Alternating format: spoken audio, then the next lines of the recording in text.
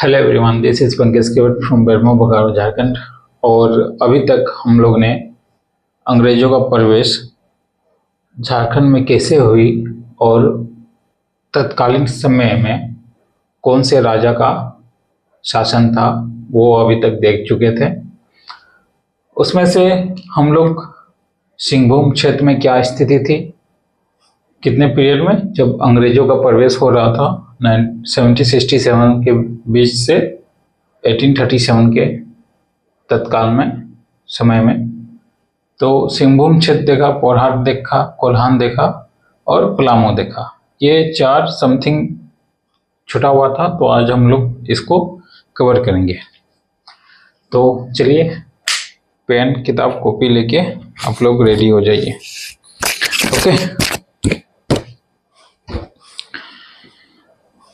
छोटा नागपुर अगर आज के समय में आप देखा जाए तो रांची प्लस खूंटी और उसके आसपास के क्षेत्रों को हम लोग छोटा नागपुर कहेंगे अभी के समय में।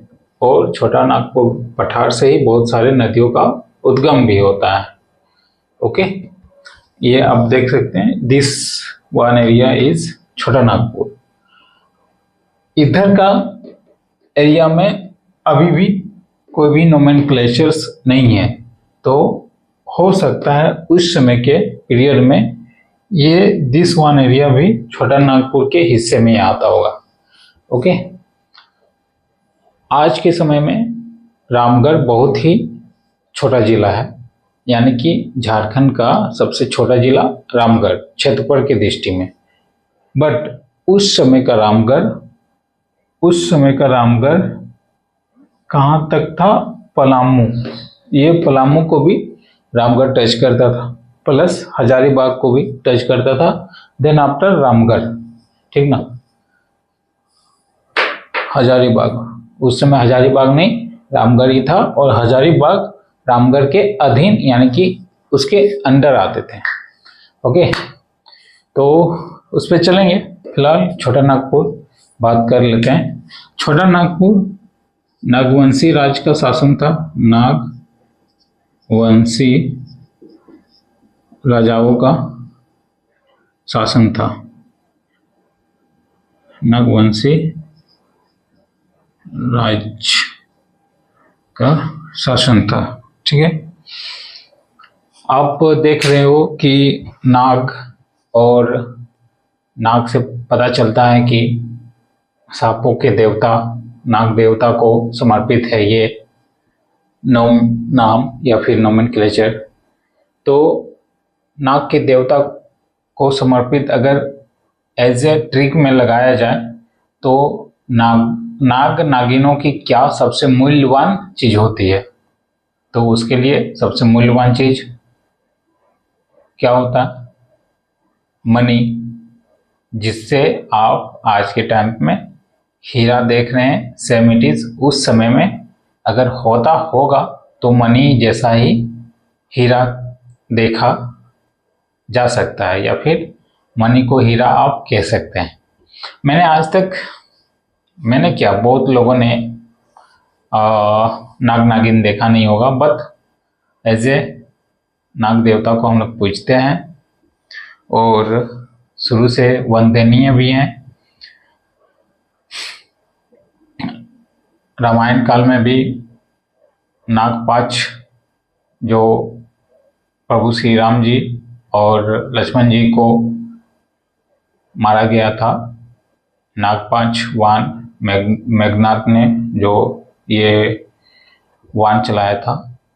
तो आप समझ सकते हो, जब ग्रंथों में उन्हें दर्जा दिया गया है तो हम आज के समय यानी कि कलयुग के समय में है, तो जाहिर सी बात है उस समय से चलती आ रही है। फिर कृष्ण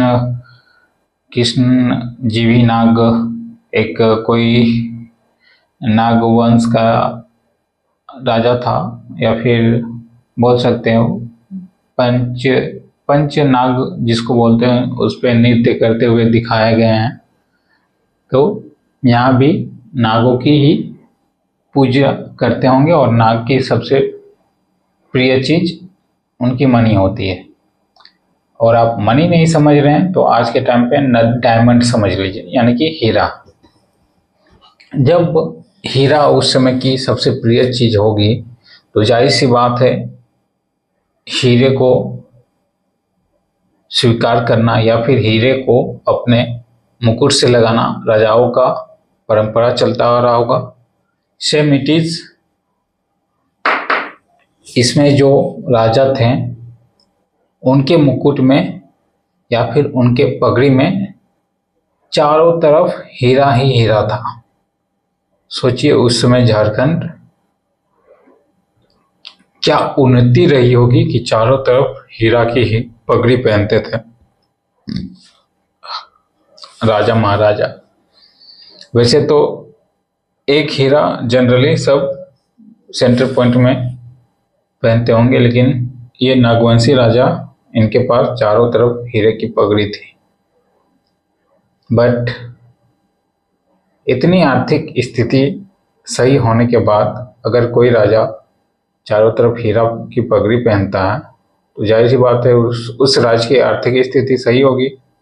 तो इतनी आर्थिक स्थिति सही होने के बावजूद भी अगर आप अपने राज्य या फिर अपने राज्य के लोगों की रक्षा नहीं कर पाते हैं, किसी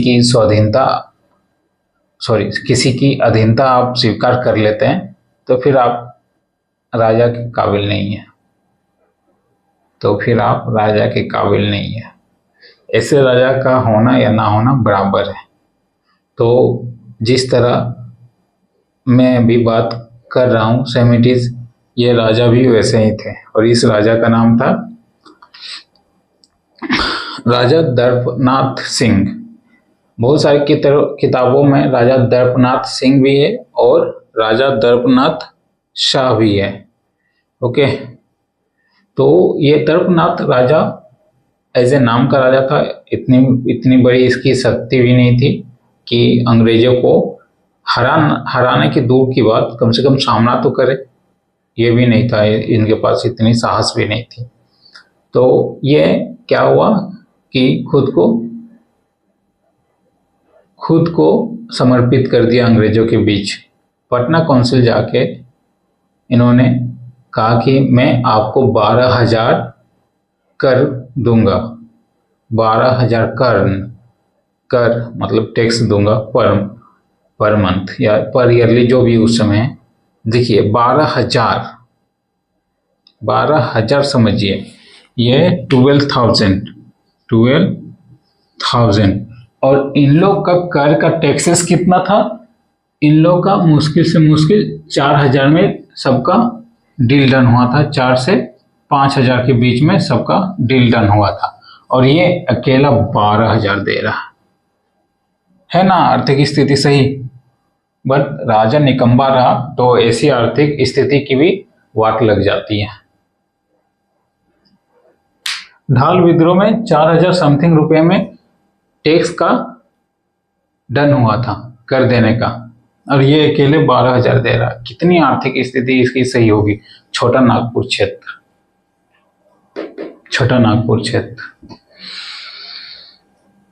खत्म, कुछ है नहीं इसके बताने लायक। अब सुनो इसकी फटी कितनी पड़ी थी उस समय। ये नागवंशी राजा यानी कि ये छोटा नागपुर क्षेत्र, आप पलामू, जब अंग्रेजों ने पलामू में आक्रमण किया और अंग्रेज माना कि जीत गए, ठीक ना, कोई डाउट नहीं जीत गए, आपको डर लगा, लेकिन उसने ये नहीं देखा कि कोल्हान, पलामू और पोरहाट और सिंहभूम, इन्होंने ऐसे ही अपनी शासन दे नहीं दी।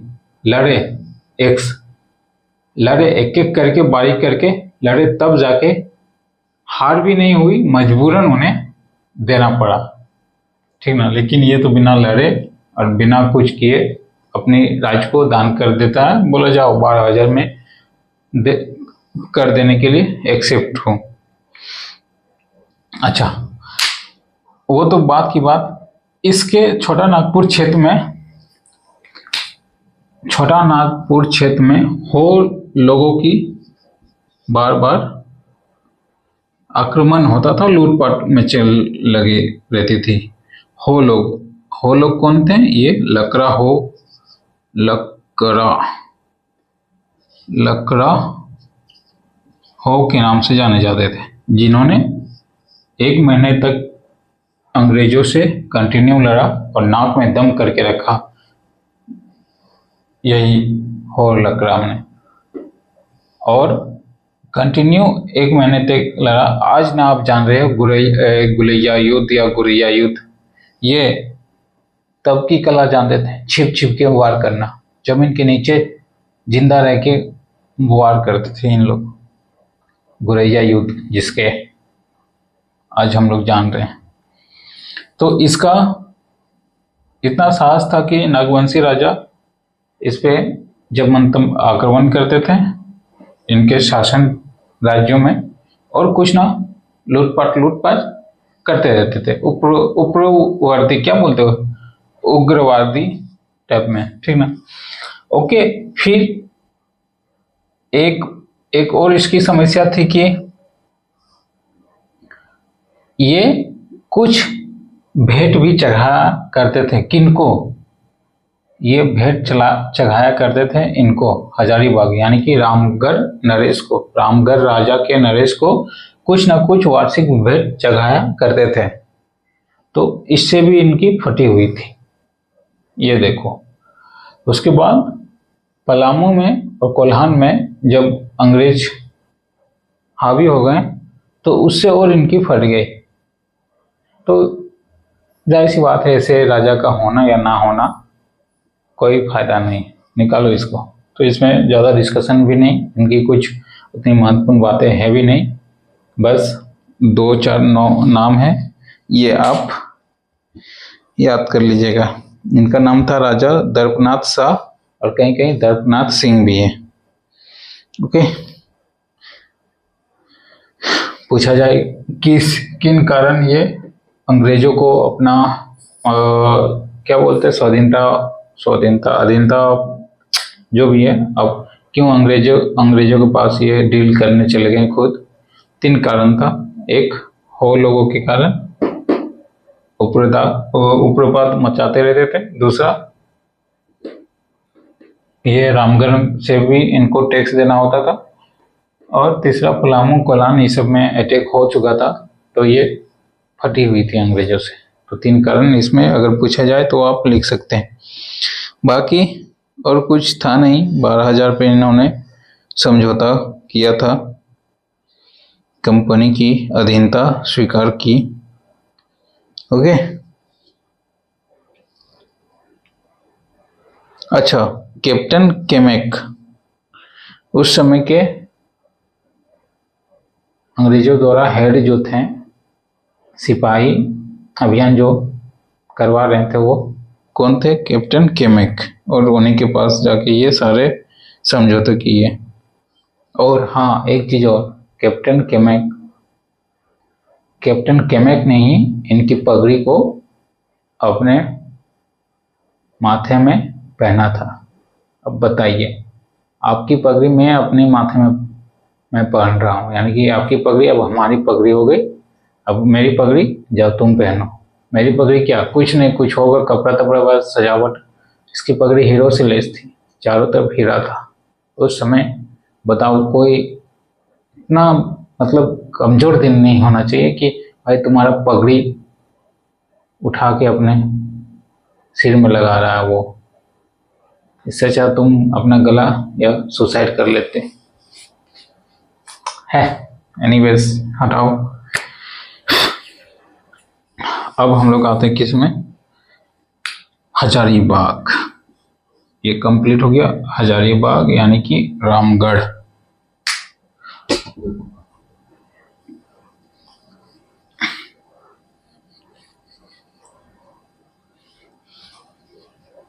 अच्छा, अभी हम लोग सिलेबस में अभी तक उतरे नहीं है, लेकिन ये सब पॉइंट ऑफ व्यू से आपको जानना होगा। ओके, फिर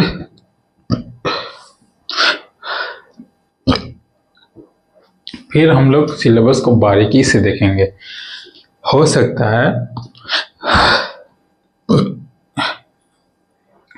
है आपको इंटरेस्ट नहीं आ रहा हो या फिर समझ में नहीं आ रहा हो, लेकिन वीडियो को या फिर हमारे लेक्चर को स्किप करके नहीं देखिएगा।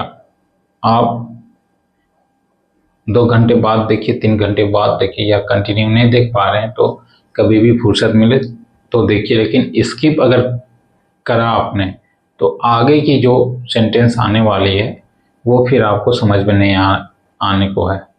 तो स्किप करके देखोगे तो फिर बेकार, समझ में नहीं आ रहा होगा। 2-3 बार इसको रिप्ले करो, ऑटोमेटिक दिमाग में कुछ घुसेगा। और फिर भी नहीं घुसा जा रहा तो कंटिन्यू हमारे साथ बने रहो। जब सिलेबस में उतरेंगे तब और भी आपको सटीक समझ में आएगा। ओके, तो अब चलिए चलते हैं हजारीबाग।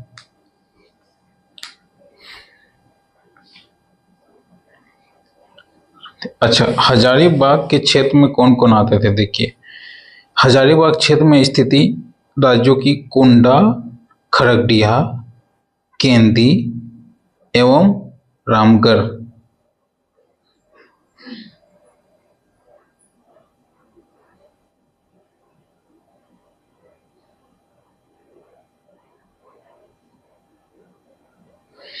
हजारीबाग, कुंडा कहाँ होगा पता नहीं, बट ये है ना हजारीबाग, इतना तो होगा कहीं। उसके बाद खरगडिया आप जान रहे हैं, गिरिडीह में ही खरगडिया है। उसके बाद केंदी और चाय भी उधर भी है और केंदी भी वहीं है। तो पहले गिरिडीह, रामगढ़, हजारीबाग ये सब किसमें आते थे? रामगढ़ राज्य में ही आते थे। ओके, अब सब जाके अलग हो चुके हैं, राज्यों का गठन हो चुका है। उस समय राजा कौन थे हजारीबाग के, या फिर उस समय राजा रामगढ़ के थे? राजा मुकुंद सिंह।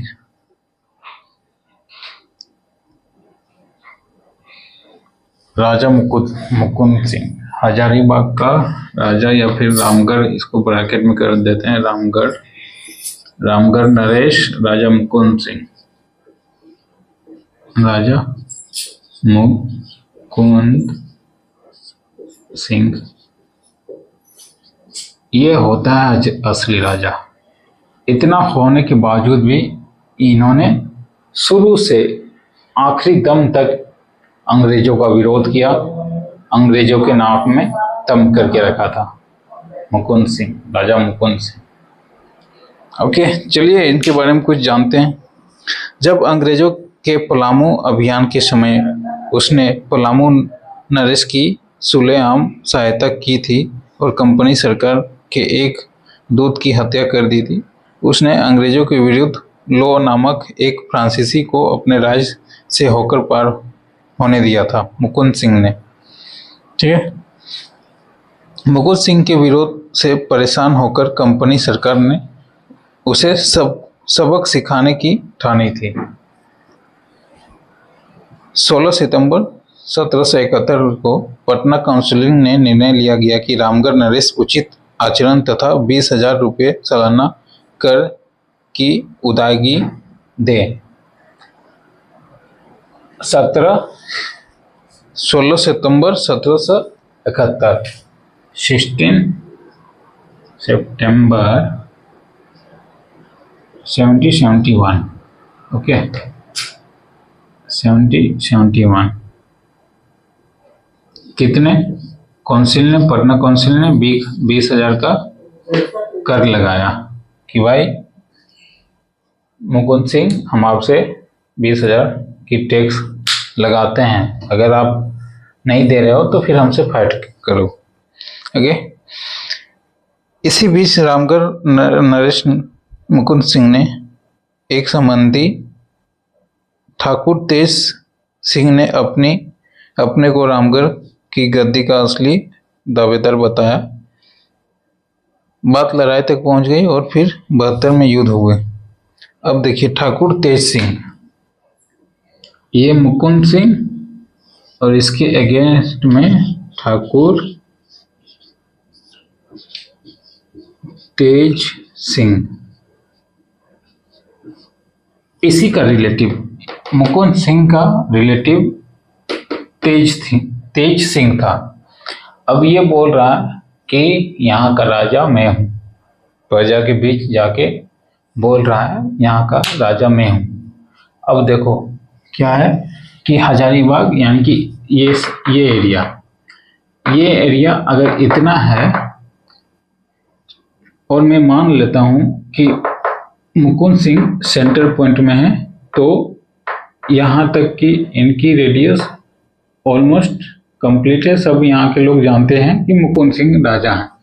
जिस क्षेत्र में ये नहीं पहुंच पा रहे हैं या कंटिन्यूटी नहीं बना पा रहे हैं या अपने क्षेत्र के लोगों से नहीं हो पा रहे, वहां जाके अगर कोई भी बंदा बोलेगा कि तुम लोग का राजा मैं हूं, तो वो एक्सेप्ट करेगा ही, क्योंकि कोई देखा ही नहीं मुकुंद सिंह कैसा है या फिर कौन है मुकुंद सिंह या फिर हम लोग का राजा कौन है, कोई देखा ही नहीं। वहां जाके आप बोलेंगे कि आप लोग का राजा मैं हूं, मेरे को कर दीजिए, मैं आपको संरक्षण दूंगा, तो ऑब्वियसली ठीक है। सेम इट इज ठाकुर तेज प्रताप सिंह ने यही करा कि कुछ क्षेत्रों में जाके हवा बनाने लगा कि मैं आपका राजा हूं। ठीक, जब ये बात मुकुंद सिंह को पता चला तो क्या होना था, डेफिनेटली युद्ध होना था, और इनके पास उतनी सैनिक या फिर जो भी टीम था इनके पास उतनी थी नहीं, तो ये कहाँ जाएंगे, आबेल मुजम्मर यानी कि अंग्रेजों के पास जाएंगे।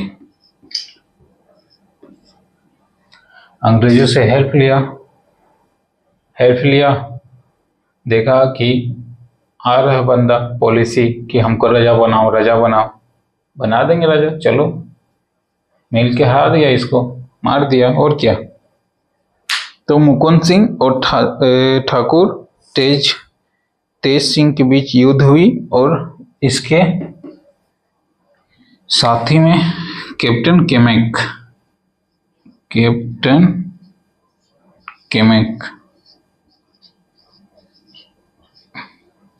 कौन थे उस समय, अंग्रेज के कैप्टन केमेक, उस समय सिपाही अभियान के ये नेतृत्व करता था।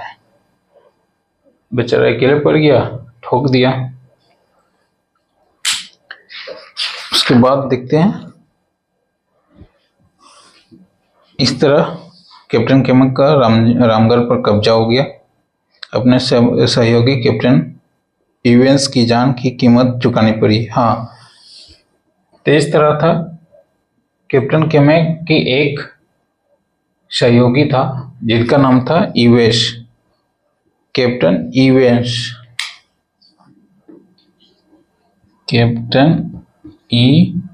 इवेश।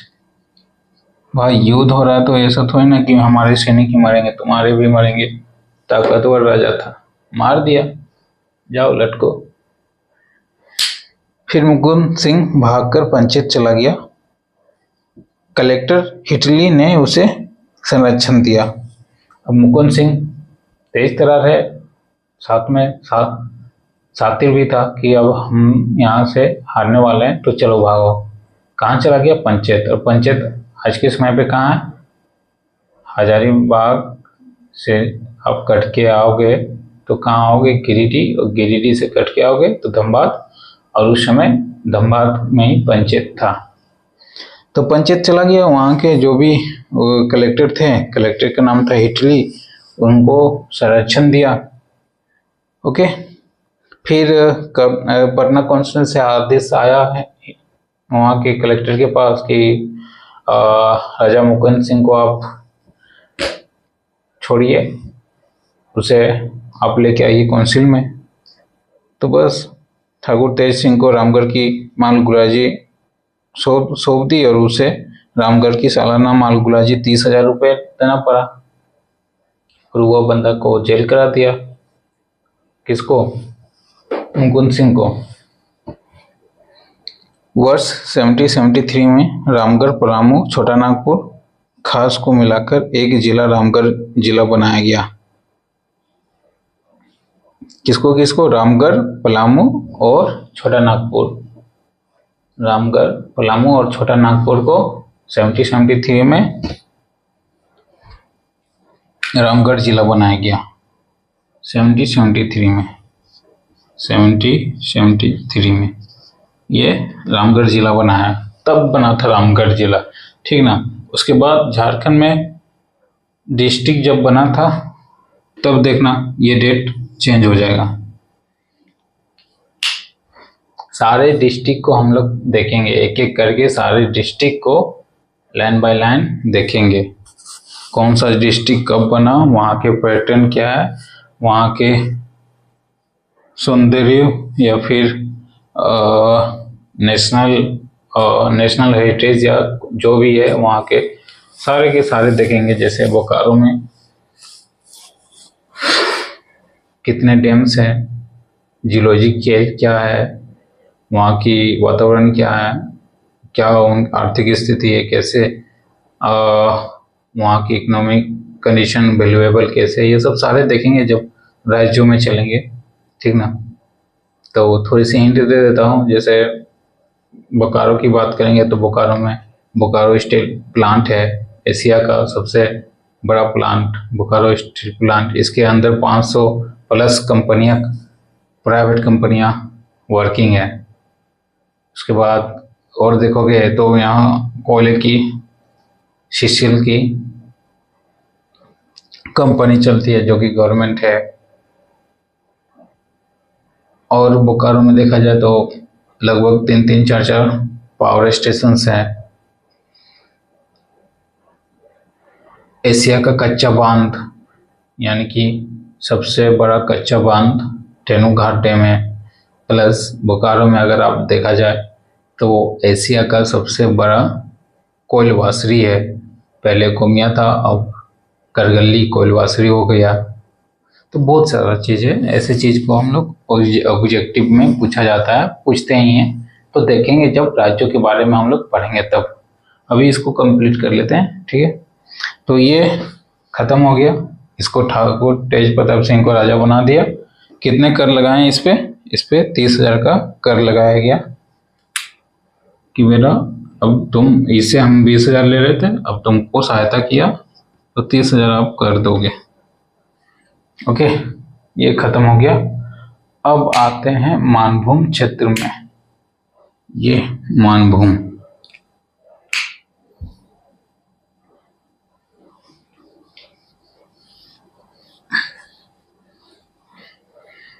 मानभूम और संथाल परगना, ये बहुत घनिष्ठ जंगलों से भरा पड़ा क्षेत्र है।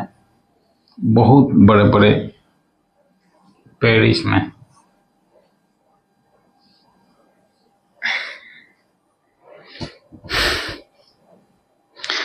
आज के समय में अगर आप मानभूम देखना चाहते हैं तो धनबाद समझिए कि उस समय धनबाद क्या था, मानभूम। ओके, अंग्रेजों के झारखंड के प्रवेश के समय मानभूम क्षेत्र स्थिति प्रमुख जमींदारी थी, जैसे झरिया, कतरास, पारा, रघुनाथपुर, कराय, झालदा, जयपुर, होसला, बालमुंडी, इचागढ़, बालरामपुर, पंचेत, सुरपुर, अभिनगर, चतना और बड़ा भूम। यह सब उस समय के पीरियड में आते थे, मानभूम के पीरियड में। झरिया आज भी जान रहे हो, धनबाद के अंतर्गत है। कतरास भी आप जान रहे हो, झरिया का राजा भी होता था, कतरास का भी राजा होता था, यह भी आप जान रहे हो। इसके बाद पर्रा, ये नहीं जान रहे। रघुनाथपुर जान रहे हैं।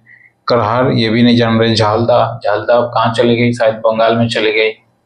झालदा बंगाल में चली गई। तो इस तरह से जगहों के नाम थे उस समय, क्षेत्र बना हुआ था। फर्गुसन ने कुछ जमींदारों से सालाना बंदोबस्त किया और राजस्व की वसूली के लिए बलरामपुर में एक थाना की स्थापना की। फर्गुसन सबसे पहले सेना अभियान चलाया था, इन्हीं को ऑर्डर मिला था। उन्होंने एक सेना का चौकी स्थापित किया था। और कब किया था? 1763 में। कहाँ पे? बलरामपुर में, ताकि कर को वसूला जा सके। ओके। 1783-84 में मेजर कॉम्फ्रेड ने झालदा के राजा मंगल सिंह को गिरफ्तार कर झरिया में शांति स्थापित किया। मंगल पांडे नोट मंगल सिंह। मंगल पांडे वो 1757 के नेतृत्व करता था। ओके। मंगल पांडे शायद आप नहीं जान रहे हो, तो मैं थोड़ी बहुत बता दे रहा हूँ कि सिपाही विद्रोह के नेतृत्व करता मंगल पांडे थे, मंगल पांडे। और ऐसा विस्फोटजनक विद्रोह हुआ कि दिल्ली से लेके झारखंड, बिहार, उड़ीसा, उधर पंजाब, हर जगह खतरनाक इसका विरोध होने लगा अंग्रेजों का। मंगल पांडे को सभी से सहायता मिलने लगा। हजारीबाग के जेल तोड़ के लोग भागने लगे थे, अंग्रेजों को एकदम कूच कर दिए थे। बहुत खतरनाक था, बहुत खतरनाक विरोध हुआ था। और ऐसा क्यों? क्योंकि आप किसी धर्म पे उंगली उठाएंगे या धर्म के खिलाफ आप चलिएगा तो आपको भी नहीं टिकने दिया जाएगा। यहाँ सब धर्म की रिस्पेक्ट होता है और आपको भी रिस्पेक्ट करना होगा। क्या हुआ था कि मंगल पांडे अंग्रेजों में सेना थे, एक सेना का टुकड़ी का प्रमुख थे या फिर सेना थे। ठीक। मंगल पांडे जात के ये पांडे थे और हिंदू धर्म में गौ माता को यानी कि गाय को माता मानते हैं। ठीक। और इसी के सेना में से बहुत सारे मुस्लिम लोग भी थे। ओके। और मुस्लिम लोग शुगर को मतलब शुगर से दूर भागते हैं। ओके। तो हुआ यूं कि ट्रेनिंग के पीरियड में जो राइफल मिला जाता था और राइफल की जो कार्ट्रिज रहती थी यानी कि बंदूक की गोली जो रहती थी पहले पैकिंग में रहती थी। ठीक है। तो मुंह लगा के उसको छीलना होता था। जिस तरह पहले के टाइम पे अगर बम देखता है तो फेंक ऐसे थ्रो करके करना होता था ना, तो उसी समय ये मुंह लगा के कार्ट्रिज को छील के डालना होता था बंदूक में।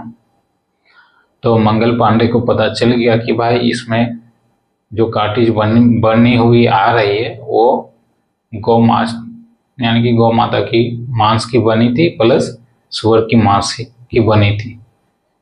और एक्चुअली ऐसा इसलिए था क्योंकि कार्ट्रिज को खराब नहीं होने देता था। ठीक। फिर क्या, सभी को एकजुट किया कि ऐसा ऐसा किया जा रहा है, आपके और हमारे धर्म के खिलाफ ये कार्य है, चलो इसको कुछ करो। तो हिंदू मुस्लिम दोनों मिल के एकदम सिपाही को सबको मारते मारते एकदम विशाल विस्फोटक जनक ये आंदोलन चला। बहुत शानदार, दिल गदगद हो गया, लगा था उसी समय आज़ादी मिल जाएगी। पर अंग्रेज तो अंग्रेज, ओके, अपनों में ही लड़ा के चला गया।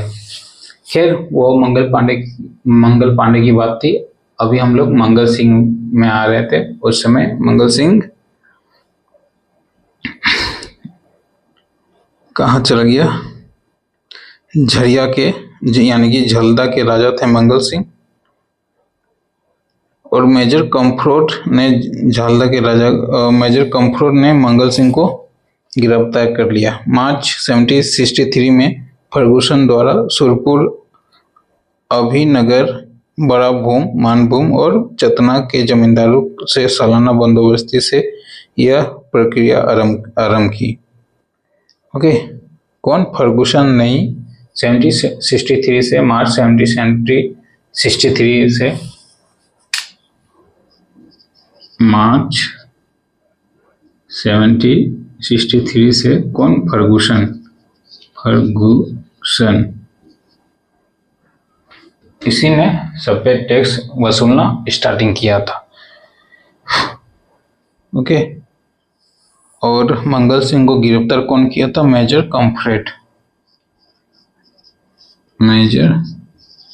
कॉम्फ्रेट। कब गिरफ्तार किया था? 1783 से 84 के बीच में। मानभूम के राजा कौन थे? बहुत सारे क्षेत्र में थे, तो झालदा के राजा को गिरफ्तार किया था। और झालदा के राजा कौन थे? मंगल सिंह।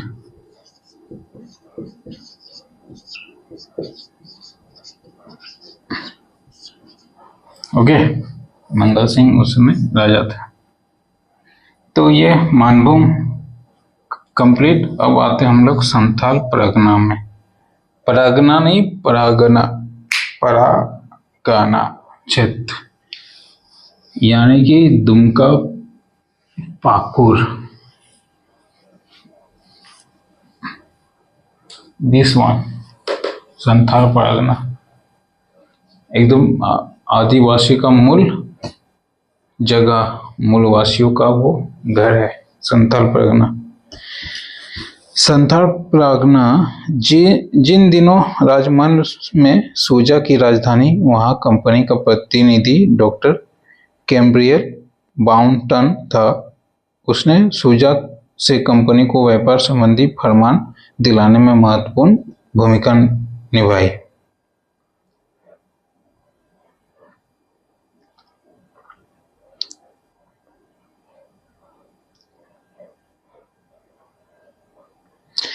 बताया जा रहा कि जब राजमहल में सूजा की राजधानी थी, सूजा हो सकता कोई जगह का नाम हो या कंपनी हो, राजधानी थी, वहां कंपनी का प्रतिनिधि कर रहे थे डॉक्टर कैम्ब्रियल बाउंटन।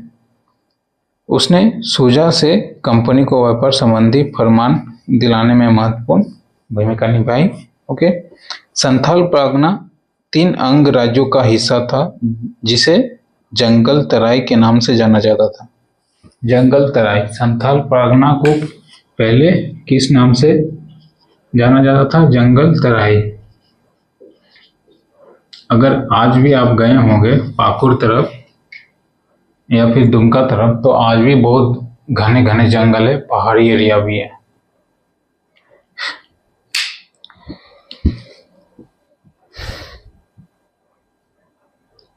(1592) 1660 ईस्वी तक ये क्षेत्र बंगाल की राजधानी थी।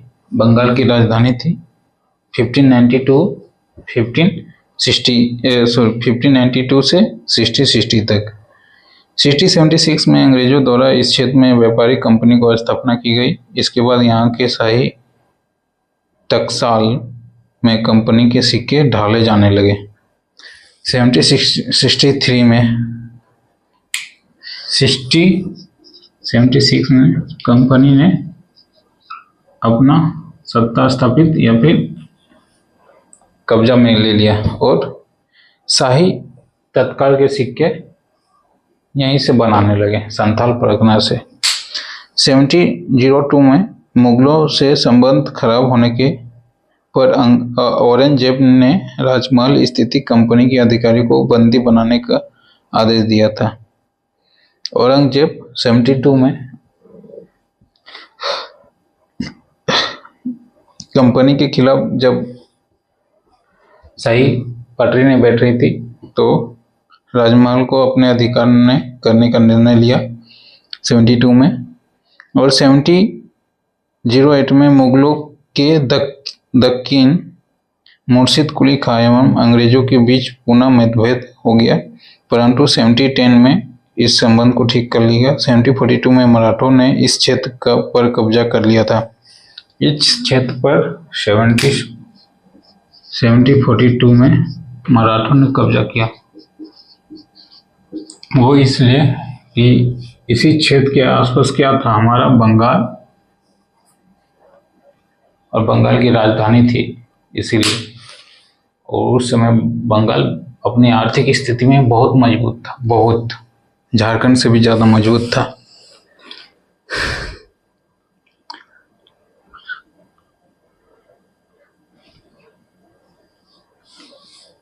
उसके बाद 1763 में एक युद्ध चला था। 1763 में एक युद्ध चला था जिसका कैप्टन यानी कि नेतृत्व करता कौन था? Major Adams. Major Adams. Major Adams. ये सब छोटी मतलब छोटी मोटी व्यू ले रहे हैं, बाद में इसको और डीपली चलेंगे। और इस समय से राजमहल यानी कि संथाल परगना कब्जे में आ गया था अंग्रेजों के। ओके, और इसमें बहुत सारी बातें भी है, तो आज की क्लासेस यहीं समाप्त करते हैं। फिर हम लोग सिलेबस को अब स्टार्ट कर देंगे, यानी कि झारखंड को पहले प्राचीन, फिर मध्यकालीन और फिर आधुनिक में चलेंगे। प्राचीन में जाने से पहले आपको प्राचीन के युग देखना होगा, जिसमें कि प्रागैतिहासिक काल को देखेंगे, फिर सिंधु सभ्यता को देखेंगे, वैदिक सभ्यता देखेंगे, फिर 16 महाजनपदों को देखेंगे, थोड़ी बहुत, ज़्यादा व्यू नहीं। उसके बाद जैन धर्म, बौद्ध धर्म, फिर धार्मिक आंदोलन, ये सब देखेंगे। इस्लाम धर्म, वैष्णव धर्म, ईसाई धर्म, पारसी धर्म। उसके बाद मगध का उत्कर्ष कैसे हुआ वो देखेंगे।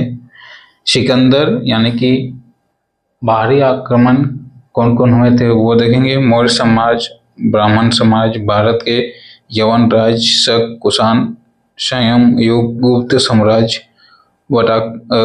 वकाटक राजवंश। उसके बाद दक्षिण भारत के राजवंश यानी कि पांडु और चोलो राजवंश दक्षिण भारत के थे। और उसके बाद सीमावर्ती राजाओं के बारे में देखेंगे। ये सारे जाएंगे प्राचीन भारत में। पॉइंट ऑफ व्यू से थोड़ा बहुत हिंट लेना होगा।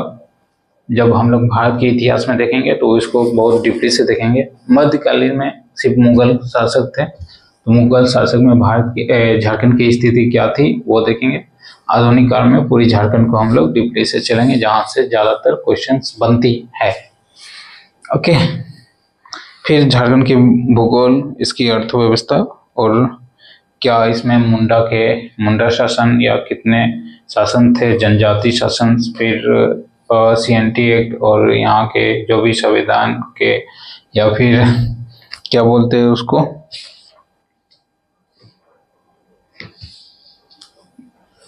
क्या बोलते हैं यहाँ के शासन व्यवस्था। ओके, देन आफ्टर 2000 के बाद यानी कि झारखंड पृथक राज्य बनने के बाद के इतिहास को भी देखेंगे।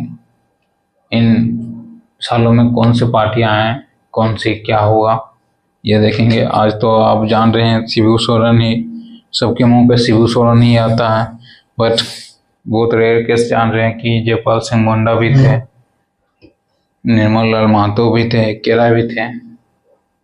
ऐसे बहुत ऐसे बहुत नेतृत्वकर्ता यानी कि नेता भी थे जिनको आज जानते नहीं है, बट उस समय के वो बहुत प्रमुख नेतृत्वकर्ता में आते थे। ओके, एक मिनट, मैं कुछ भूल रहा हूँ, कहाँ गया कोई एक राजा का नाम भूल रहा हूँ मैं। कोई नहीं, देखेंगे बाद में, ठीक ना।